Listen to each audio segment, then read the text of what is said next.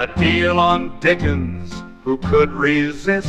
A stack of Austen, warmly kissed.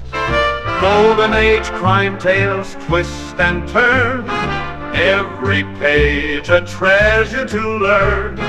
Books keep coming home with me, piles so tall they're all I see. Turn a page and sail the sea, reading always feels so free. Hi, my name is Talia. Welcome to Talia Nerds Out. This is just a quick video. We'll see how quick it ends up being. Ariane from Bookzealots had posted just a quick question in her community area, asking people if they have ever, I think the question was, have you ever chosen a book by its cover? And a lot of people, those who said yes in the comments, also admitted that generally this did not go well for them. That was most of what I seemed to see. And the consensus seemed to be also that this was usually fictional works that were chosen for their cover. And that's pretty much been my experience too. I don't think I've really chosen any nonfiction books for their cover.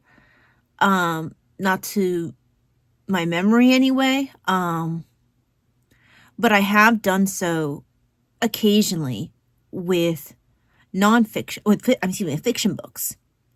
And I just have a couple examples that I wanted to show.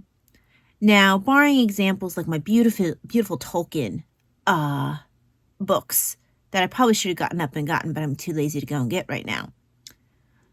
They are editions, but I already knew that I liked the book. And I've actually kept my paperbacks partially because I like those covers, and then partially because I've written in them. And I wanted my scribblings from that. But books that I've chosen that I was drawn to by the cover that I have not actually read, I do have a few. I think the first example I'm going to do is I'm going to grab from over here. I've heard this mentioned in passing before on booktube. Can't remember which channel I first heard it from. It's an area of booktube that I don't think I spend much time at anymore, so I can't remember who it was I heard talk about it. It is an older book. It's from first copyright's 1948. But, so not this particular edition's an older book, just the book itself, like the story is an older story. And the book is I Capture the Castle by Dodie Smith. And I will admit, I purposefully passed up multiple covers for this book because I really like this one. I have not yet read this book. I'm in love with this cover. Nice hardcover too. And so, yes, I could honestly say I did pick this book for its cover. I've kind of heard rumblings of good things about this book, but I really didn't know a whole lot about it when I picked it up. I still haven't read it. I intended to for Epistolary January and it just didn't happen because I guess I think it's like supposed to be like a journal where the character's supposed to be like trying to write a little bit every day to practice her writing. That's what I believe the premise is. I haven't actually read it yet. So I did pick this up for the cover. It's really eye-catching. Now, another one that I've not read that I picked up for the cover is actually Martin Edwards. Now, you've heard me mention Martin Edwards multiple times, probably many times at this point. The first book of his that I had read was The Golden Age of Murder, which also actually has a really nice cover. But I don't think I picked that up for the cover. I've mentioned Golden Age of Murder many times. I've also mentioned Martin Edwards' involvement with the British Library Crime Classics. It seems to be his passion to bring a lot of the Golden Age mysteries to the forefront. And I've had even books that I've read that are not British Library Crime Classics, but are lesser known Golden Age mysteries, like the mysteries written by Father Knox's sister. They have forewords by Martin Edwards, so he still is keeping his hands, even in these non-British Library Crime Classics, books that are being brought out from, being forgotten. he's involving himself in that process, which I really love. I really respect this project of him and his love of these classic mysteries. But that brings me to say, I was kind of looking for Mark Edwards' mystery because I know that he's a member. Either he is a current member of the Detection Club or he was a member. I know he was president at one point of the one of the more recent iterations of the Detection Club. I just don't know if he's still in it. But he has his own book, and I was drawn to the cover and to the title, Miss Winter in the Library with the Knife. With a knife. I grew up playing Clue, both the board game, later on the computer game. I read the Clue books. Yes, there were Clue books for people who are not aware. I know that Homeschool Library, I'll have to try to remember to tag him here. He brought up the Clue books in one of his book hauls. But yeah, so I very much have a little bit of a fondness for Clue. That's part of what I've loved about Myrtle, which also, by the way, cool cover, but that's not why I ended up picking up this book. It's very much Clue coded. You have like the whole idea of ruling out and using logic. So for me, Clue has always been kind of, I have a lot of fondness for Clue. And so the mixture of the title and the cover, which definitely is meant to evoke Clue, really caught my attention. I was like, I have to read this. I believe it's supposed to be interactive, but I'm not completely sure. I really haven't I can speak. No, I can speak. I really haven't looked that much into the mystery itself. I know I like Martin Edwards' work in how he's involved in bringing out more Golden Age mysteries. And I was drawn by the Clue references with the cover and the title. Know nothing else about the mystery. So this will be an adventure when I eventually go into it. But I gathered from conversations I saw around it that it was better to have physical form. I probably was going to pick up physical form anyway because cover. But yeah. Now, I did pick up, this is probably my most guilty. It's really funny that Ariane mentioned this about buying books for the cover at this time, because I have recently been on a splurge of grabbing paperback classic mysteries for their cover. Ones I haven't read yet, though. Man, do I wish I could have some of those Agatha Christie's, though. I might have to try and find Endless Night. I don't think I actually own Endless Night. That's one of the few I haven't read. And it has this really interesting cover of an owl that is stabbed. I know, sounds gruesome. I have no idea why the owl's stabbed. Don't know if it's one of those like, I think it's Tom Adams. Yeah, don't know if it's one of those Tom Adams like wacky covers, but it caught my attention. And I don't believe I actually own Endless Night, so maybe. But most of the other Agatha Christie's, as much as I'd love some of these, wackier, like classic covers, can't really justify, sadly. But covers that I picked up. Now, some of these came in came in a set. So I had one that had like 5 or 6 books that came together, but I liked all the covers. So these are the Neo Marsh books. And the first one that I picked up was, actually I didn't know what the cover would look at like ahead of time, but it was what prompted me to go on the journey to find more Neo Marshes with similar covers, because I thought it was kind of unusual. So this is a Jove mystery for Neo Marsh. I got this with a free Thrift Books credit, so I don't even know if I knew this was a cover coming in. But you can say, well, you didn't pick that one for the cover. No, I didn't. But it prompted me to go and pick up a bunch of other Neo Marshes for the cover. And yes, I did enjoy that particular Neo Marsh. But actually, I know nothing about the plots for any of these, other than the fact that I think this is the first one. of her detective. So, got this one here. Now, this isn't even my favorite one. This one came in a collection. Then you have Enter a Murderer. There's something about these ones that Jove does with the hand. I kind of find them a bit striking and eye-grabbing. I really like Artists in Crime. There's just it's very much that classic mystery feel to it. This one, okay. This one here, I saw the cover, and more than any of the ones I'm going to show you, I was like, I need to own that book with that cover. I don't care what the plot is. I want that cover. So that is Overture to Death. Look at that cover. That almost looks like a Tom Adams cover. I wonder if they'll tell me who the artist is. No, they don't tell me who the artist is. Because, darn, does that look like something Tom Adams would do. But I love this cover. The gun's even dented up a little bit. The way it's fitting on the piano. I love this cover. And I had to have this cover for this book.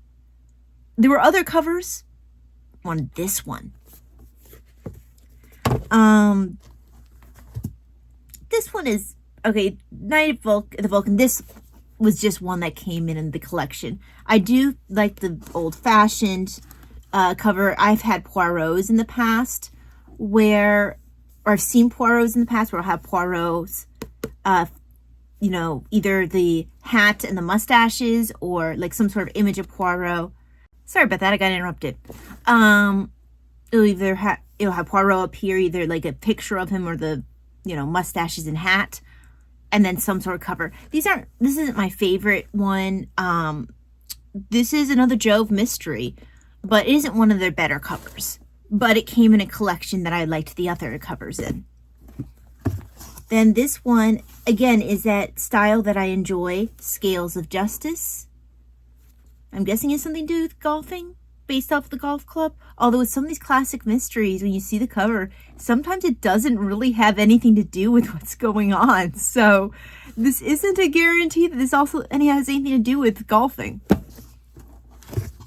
Okay, this one came with the one I had to have, for Overture to Death. I didn't care one way or another if I got this one. Now, my mom actually likes this one even more because it has a metronome.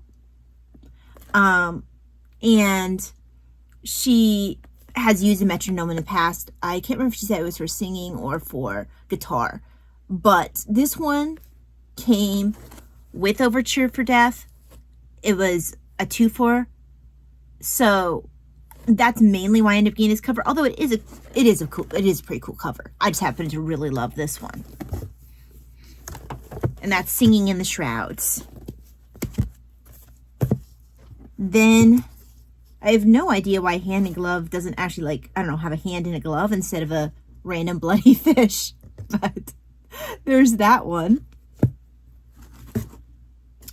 Dead Water, which that's I guess there must be something with jewelry in it, because I would not have picked that I would not have assumed this was going to be something about dead water by looking at that. I already showed you Clutch of Constables. There were a couple of good covers for Tied Up in Tinsel. I was really hard pressed for choosing a good cover, like which one I wanted for Tied Up in Tinsel. I saw later one of like a Santa stuffed in a gift box. This probably was one of the least creepy ones, but it was still a fun title. A fun cover. And then, this is, again, following in with that style for the rest of them, with the hand, with some sort of object. Now, yes, some of these are more eye-grabbing than others. I've noticed that while I like the ones that Jove does with the hands, I do tend to like even more these other Jove ones where you have just the metronome, or the really awesome gun piano. I know I have a couple of others that are still coming in because there are a few that I got by collections. There's a few I got from the same seller who seem to really have a good collection of nice Neil Marsh titles. Now, I really did enjoy the Neil Marsh that I read. I posted a review of it recently. And I want to start at the beginning. I actually started Collective Constables, the one I reviewed, is actually one of the later ones. So, but it was the one I got for free. That was my start with Neil Marsh. But I'm going to, next one I start will be A Man Lay Dead, which is the first Roderick, I think it's Roderick Allen is her detective. Yeah, Roderick Allen. So this is her first mystery. It was written in 1934, I think. Hold on. Yeah, 1934. So this is a 1934 title. This is not a 1934 printing, though. I think that these Jove books came out in the 70s. Yeah, 1978. But the original story was a 1930s story. But yeah, these classic Jove covers, most of them seem to range in the 70s, even if the stories are earlier. I like the look of them. I obviously have favorites like the Overture to Death, which has the piano and the gun, and the metronome one for singing the shrouds. But these are just examples of, I have books that I'm staring at. Like I have some Ellis Peters ones I really love the covers for that I'm just like waiting for the eBay seller to like bribe me by giving me a lower price, and then I'll be like, oh gosh, oh, if I must. But until that point I need to wait maybe another month if they're still there. But then I want to show an example of the opposite. Although I can't show you the original opposite. So I don't know if I don't remember if I mentioned this on the channel. I picked up a paperback collection of Jane Austen. I want to say it was a couple years ago. Absolutely hated it when it came in. Tried to get past it. Every time I looked at the cover, couldn't stand it. It was actually ruining my enjoyment. Every time I'd look at the cover, I'd be like, ugh. It wasn't even like those cartoony ones, which I also don't like and won't pick up. It was like one of those ones that looked almost, it wasn't even like one of the movie ones, which I don't tend to like when they do that either. I'll do anything to pick up a book that has the movie cast if I know that there is a movie cast. But this it looked almost like they just were like, oh, this is kind of Regency era. And they took a picture of like random girls, which may or may not like have anything to do with like actually look like any of the characters involved. It looked like they just basically were like, pretty girl dressed in Regency. Hated it. Absolutely hated it. Couldn't stand it. Affecting my enjoyment of the book. Blah, blah, blah. I tried to last it out. I just couldn't. It just made me unhappy every time I picked up the book. So I think I gave that collection to a family member. And then I had to pick up ones that I actually liked because it was affecting my enjoyment of the book. And this is a really lovely Wilco collection of Jane Austen. I love it. I can't pull out Mansfield Park right now, but it's blue. I'm currently reading Mansfield Park, and it's just not as easy to access right now. I'd probably dump things all over my desk if I tried. But this is the one for Northanger Abbey. And I love the box that it comes in.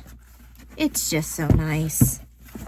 Now, I think I ended up cutting the ribbons on most of these books because I very quickly destroyed the ribbons.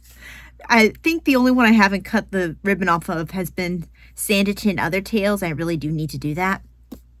So here's my Sense and Sensibility.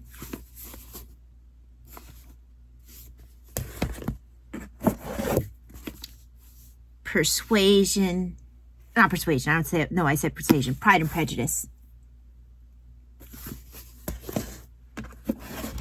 Emma, which I'll be starting next with my mom once we finish Mansfield Park. We're so close. I don't know why pink books just seem so Emma. Persuasion.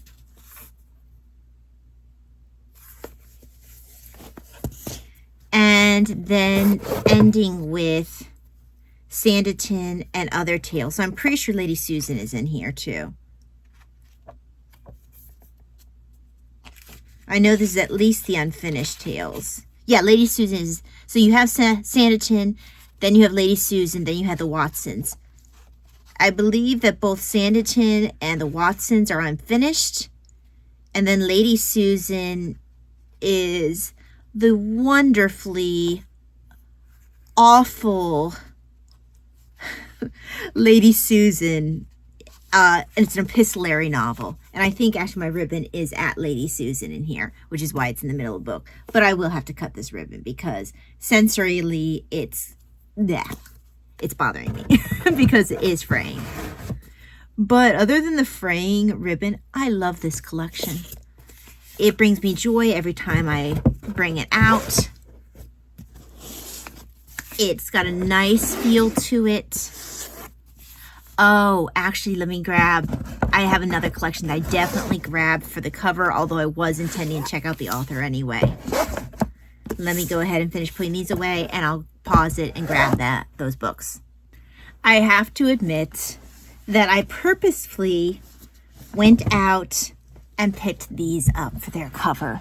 So initially, I wanted to read my first Georgette Hare as one that was being...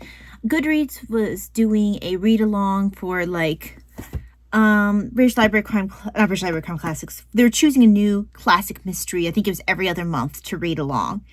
And I was looking for the one they were going to do, and I'm just trying to look and see which one it was. I think it was Behold, Here's Poison. And while I was looking for Behold, Here's Poison on eBay, first of all, I was grabbed by the title for this, and then I was like, oh, but I love the cover. Why Shoot a Butler by Georgette Hare. And I've already done a review on this. I can't remember if I've posted it or not, because I haven't posted all my reviews, I don't think, for Georgette Hare yet. But after this, I was like, well, I need all the ones in this collection. So, that's my collection of Georgette Hare. It's all of these really lovely. And I was so mad when the Christmas one, and I don't know where my Christmas one is. Oh, I probably still need to review the Christmas one. That's probably why it's not here. But that's the only one that doesn't have one of these classic country house mystery covers. And I was so disappointed because it ruined my set. But it didn't come available as I searched. I love these covers. Now, also, the other reason is I really love the printing inside and the spacing. But I definitely ended up picking these up for their covers, and I refused to pick up any of the books except for the one that didn't come in this collection. I refused to pick up any of them without it being in this cover because I just love this collection so much. And I think I picked these up. I must have picked these up last year. I read a couple of them. I haven't finished yet. Unfinished Clue. Footsteps in the Dark. Wind of Blame. Why Shoot a Butler. I think I have this out of order. Anyway. And then Penhallow. So, I just love... Oh, do they have... I wonder why Penhallow has a silver, like... Most of them have gold or like this, like a coppery kind of color. Oh, I guess. Okay, I guess Wind of Blame also has silver. Hang on. Okay, Footsteps in the Dark. Again, that goldish color. So does the Unfinished Clue have the goldish. Although, you know, there's a brighter goldish for Footsteps in the Dark versus Unfinished Clue, which is almost like more like a coppery gold. Oh, I hadn't even noticed that. Hang on. Let me see my other ones. Okay, silvery. No, never mind. It is more of a coppery. I haven't tried to look over my colored glasses. Yeah, no, this is more of a coppery one here. Ooh, this one's almost like a red coppery for Death in the Stocks. Didn't notice that. This one is a lot more gold, as you can see. Let's see if I can compare it. And this one is definitely another, this is more of a yellowy gold than this one is. Not sure if it's showing up well on screen. This one is, again, you're going back more toward the, it's gold, but kind of like a, not quite as yellow, but kind of like a deeper kind of yellow. And then this one is that almost red coppery color. Oh, how interesting. I didn't notice before that the edging I like so much is different colors. That's cool. So yes, I definitely picked these up specifically because of the covers. I wanted to read the books anyway, but they had to be in this collection. So yes, these are my shallow book purchases. If you notice, a lot of them are mysteries. There's a couple that I don't know like how to classify, or I guess technically only one that I don't know how to classify, which is I Capture the Castle. But I have the Jane Austens, which of course I was going to own Jane Austen anyway, but that's an example of me having to change out a cover of a book because a cover can sometimes bother me that much. But most of these I noticed are mysteries. I really love a good classic mystery cover. I don't feel like they make mystery covers the way they used to, and that makes me sound old. Yes. But they just seem to have like this really nice era of classic mystery covers, and I look at the newer ones and I'm just like, those are ugly. Like, why would I want that cover when I can go back, get an older copy, get it less expensively? Sorry, I thought my book box was gonna fall. And have it look cooler. Like, I would love to own a Tom Adams cover. And I kind of think that Stabbed Owl for Endless Night might be a Tom Adams cover. It looks like something he would do. But yeah, so these are, like I said, these are my shallow book purchases. I'd love to see if anybody else either, well, if they want to mention some of the books that they've picked up because of the cover, or an edition of a book they picked up specifically because the cover actually passed up other covers because they wanted that one. Or even seeing other videos about, hey, these are my, purchases of books where I had to have this cover, whether or not, that was the sole reason you picked up the book. Like, I can honestly say some of the Neo Marshes, like the one I mentioned for Overture for Death, where that was 100% I want that cover. Yeah, I'd be interested in seeing what other people's like must-have covers have been, because that'd be kind of cool. Anyway, thank you, Ariane, for asking that question and making me feel inspired to go through my book collection, pick out some of my favorite covers to show you, ones that really did influence me to buy them. It does happen to me occasionally. Seems to be usually with mysteries. I'm not really influenced in that way too much when it comes to nonfiction. There have been definitely nonfiction covers where I might have preferred a specific cover, and if the price was close, I would probably go for a cover I like better. But I don't usually pick my nonfictions because of a cover. Whereas I can specifically, particularly with my mysteries, be influenced if I have a really good cover. Anyway, thank you very much for joining me. Hope that you had as much fun watching this video as I did pulling out the books and, re-examining these really cool book covers. Have a wonderful day, and I will see you the next time. God bless. Bye-bye. Books keep coming home with me. Piles so tall, they're all I see. Turn a page and sail the sea. Reading always feels so free.